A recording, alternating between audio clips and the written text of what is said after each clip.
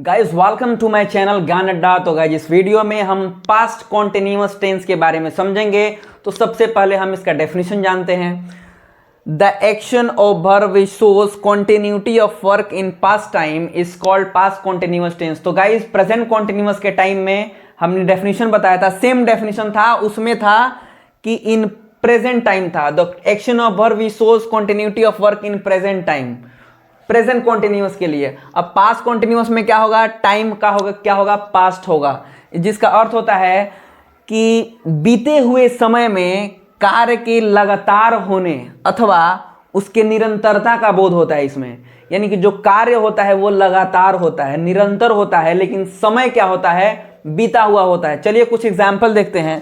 जैसे में वे लोग सो रहे थे, तो समय, इस वाक्य से समय का पता कहाँ चल रहा है हमें, यह है टाइम। थे क्या है, समय है, जिसे हम स्थिति भी कहते हैं, है ना। तो थे से हमें समय का पता चल रहा है कि ये बीता हुआ समय है, और रहे से हमें पता चल रहा है कि वो लगातार हो रहा है, या था है तो था, ठीक ना। और ये है क्रिया, तो ये होता है कि पास्ट कॉन्टिन्यूअस टेंस।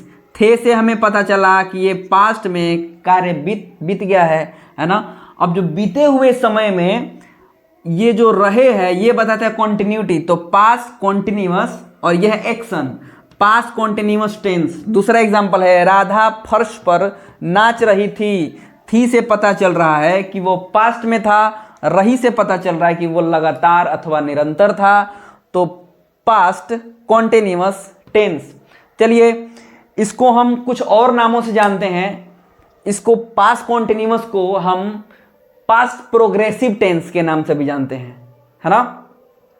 चलो पहचान देखते हैं। जिस वाक्य के क्रिया के अंत में रहा था, रही थी अथवा या तथा रहे थे आए, उस क्रिया को पास्ट कॉन्टिन्यूअस टेंस कहते हैं। कभी भी आप एग्जाम्पल देखेंगे, राम सो रहा था, वे लोग जा रहे थे, मैं पढ़ रहा था, वे लोग पढ़ा रहे थे, जहां भी रहा था, रहे थे, रही थी आएगा, वो जो वाक्य होगा पास्ट कॉन्टिन्यूअस टेंस में होगा।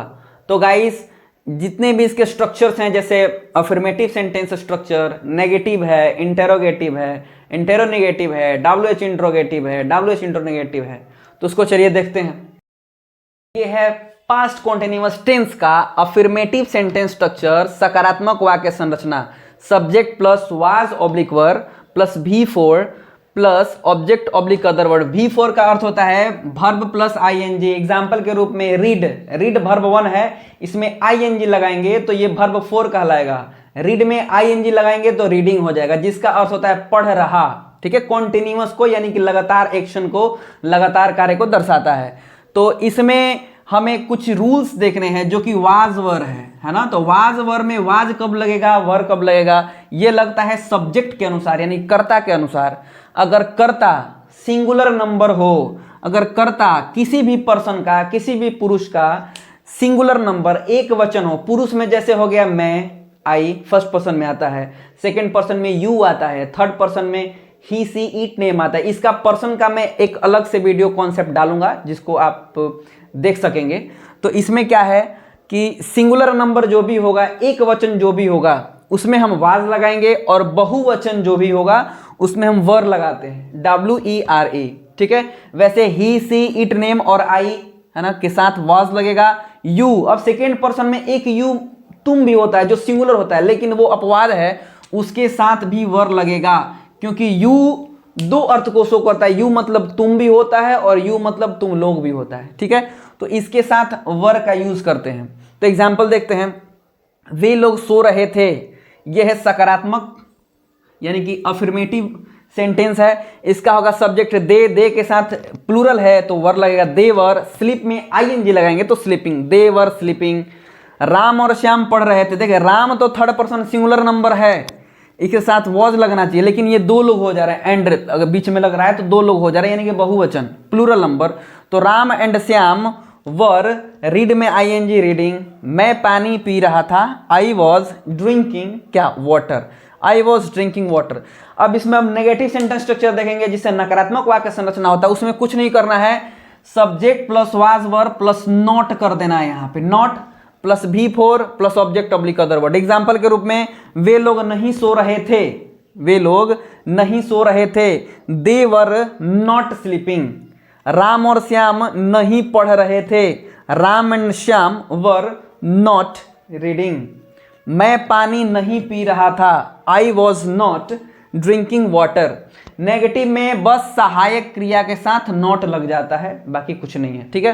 तो चलिए इंटरोगेटिव सेंटेंस स्ट्रक्चर देखते हैं। इंटरोगेटिव मतलब मैं पिछले वीडियो के कई सेशंस में बता चुका हूं कि इंटरोगेटिव मतलब प्रश्नवाचक होता है जिसमें कर्ता के पहले ही क्या लगता है, और इंग्लिश में बात करें तो सहायक क्रिया पीछे चली जाती है ना, सब्जेक्ट के पीछे। जैसे क्या वे लोग सो रहे थे, तो इसका होगा वे लोग सो रहे थे में वाज वर सब्जेक्ट के बाद लग रहा है ना, तो इसको पहले लेके चले जाएंगे, यानी कि वर यहां पे होगा were they sleeping, were they sleeping. Ram and Shyam, क्या राम एंड श्याम पढ़ रहे थे, were Ram and Shyam reading. क्या मैं पानी पी रहा था, वॉज आई ड्रिंकिंग वाटर, ठीक है।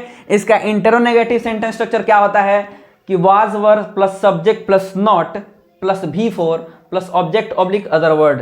वाज वर, तो इसमें क्या राम और श्याम नहीं पढ़ रहे थे, यानी कि प्रश्न भी पूछ रहा है और ना भी, है ना। क्या राम और श्याम नहीं पढ़ रहे थे, तो were Ram and Shyam not reading. अगर वर और नॉट को एक साथ कॉन्ट्रैक्ट करेंगे तो वरंट हो जाएगा, ठीक है। Weren't Ram and Shyam reading.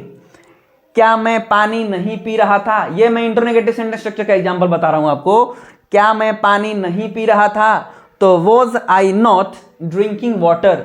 अब वाज नॉट को आप एक साथ कॉन्ट्रैक्ट करके एक साथ बोलना चाहते हैं तो उसको वाजंट कहेंगे, वाजंट आई ड्रिंकिंग वाटर।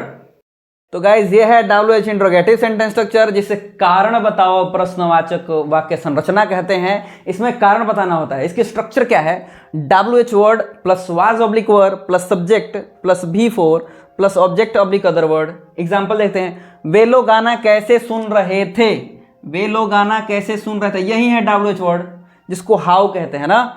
तो सबसे पहले WH वर्ड आएगा हाउ, इसके बाद वाज ऑब्लिक और सब्जेक्ट अकॉर्डिंग। सब्जेक्ट क्या है, दे है, तो दे के अकॉर्डिंग वर लगेगा हाउ वर दे। और उस गाना सुनना को लिसनिंग कहते हैं। लिसन क्या है V1 और ING लगाएंगे V4 बनाएंगे तो listening. How were they listening song. Okay, अब नेक्स्ट एग्जाम्पल देखिए। रमेश कहाँ सो रहा था, ये यहाँ पे WH वर्ड है कहाँ, वेयर।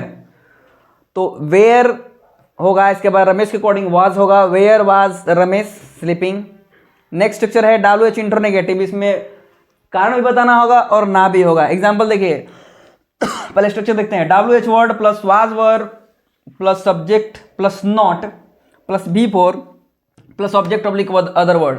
वाज वर और नॉट को एक साथ बोलना होगा तो वाजंट और वेरेंट कहेंगे। एग्जाम्पल देखते हैं। वे लोग गाना कैसे नहीं सुन रहे थे, इसका क्या होगा, how were they not, how were they not listening song.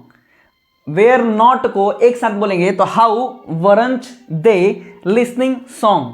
Next, Ramesh कहाँ नहीं सो रहा था, नहीं लगाना है क्योंकि WH intro negative sentence structure है, तो कहेंगे वेयर वाज, ये रमेश है ना तो यहां पे रमेश लगाएंगे ना। Where was Ramesh not sleeping, was के साथ नॉट लगाएंगे, एक साथ कॉन्ट्रैक्ट करेंगे तो वेयर वाजंट रमेश स्लीपिंग।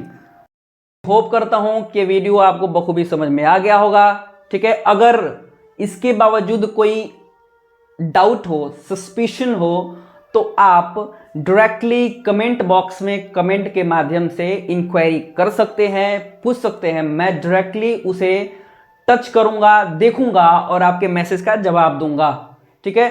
तो I hope you like this video. If you like this video, please don't forget to share and subscribe. Thank you so much.